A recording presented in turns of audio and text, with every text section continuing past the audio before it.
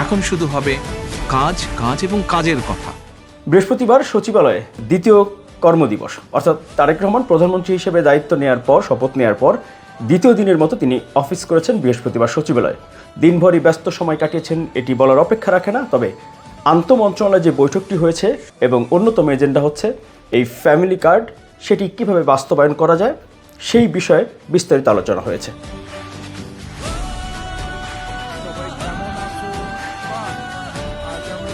আচ্ছা, মনে আছে তো আপনাদের সেই ফ্যামিলি কার্ডের কথা? এই ফ্যামিলি কার্ড কিন্তু স্বপ্ন না, এটা হচ্ছে পরিকল্পনা, এবং ইনশাল্লাহ এই পরিকল্পনা আমরা বাস্তবায়ন করব। আমাদের লক্ষ্য কাউকে মিলিয়নিয়ার বানানো না, কিন্তু আমাদের লক্ষ্য বাংলাদেশের 4 কোটি পরিবারের প্রত্যেকটি পরিবার যেন সুন্দরভাবে, ডিসেন্টভাবে বেঁচে থাকতে পারে, দাঁড়াতে পারে। এটি হচ্ছে আমাদের লক্ষ্য। এই ফ্যামিলি কার্ড নিয়ে বিএনপি যতটা প্রচারণা করেছে, সেই ক্ষেত্রে জামায়াতে ইসলামী আর এনসিপি, অর্থাৎ নির্বাচনে বিএনপির যে প্রধান প্রতিদ্বন্দ্বী দল বা জোট, তাদের এই ফ্যামিলি কার্ড বিরোধিতা সাধারণ মানুষের মধ্যে আরও বেশি আগ্রহ জাগিয়েছে।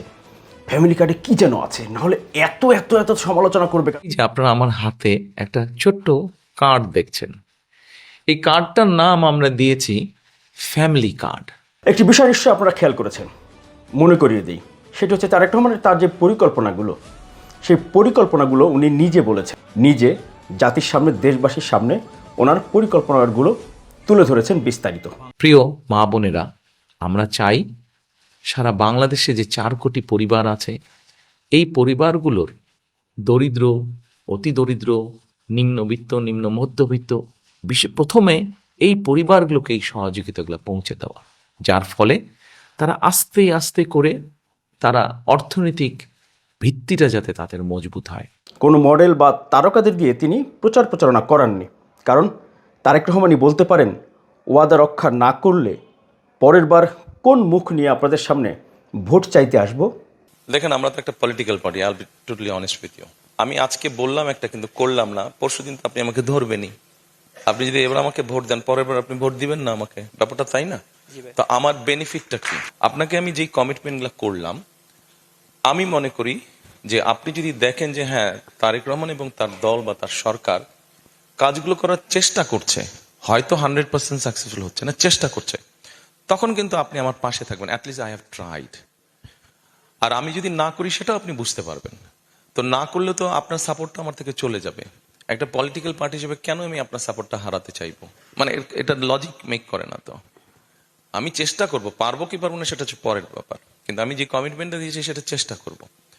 তো চেষ্টা না করলে আপনার সাপোর্টটা থাকছে না, তো আমার লাভটা কি তাতে? সিম্পল ব্যাপার। তো আমার লাভটা কি তাতে?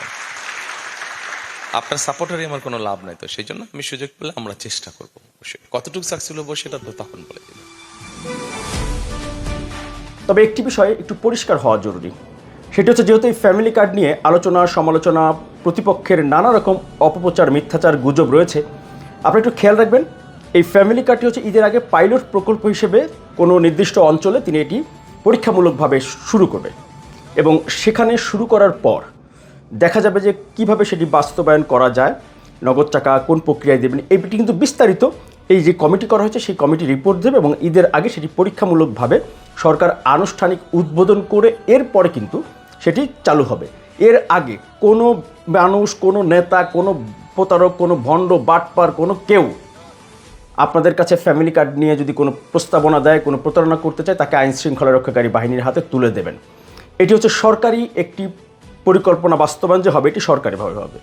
সো সরকার যখন আনুষ্ঠানিক ঘোষণা দেবেন প্রধানমন্ত্রী তারেক রহমান, তখনই কিন্তু এটি বাস্তবায়ন হবে। এখন শুধু হবে কাজ, কাজ এবং কাজের কথা।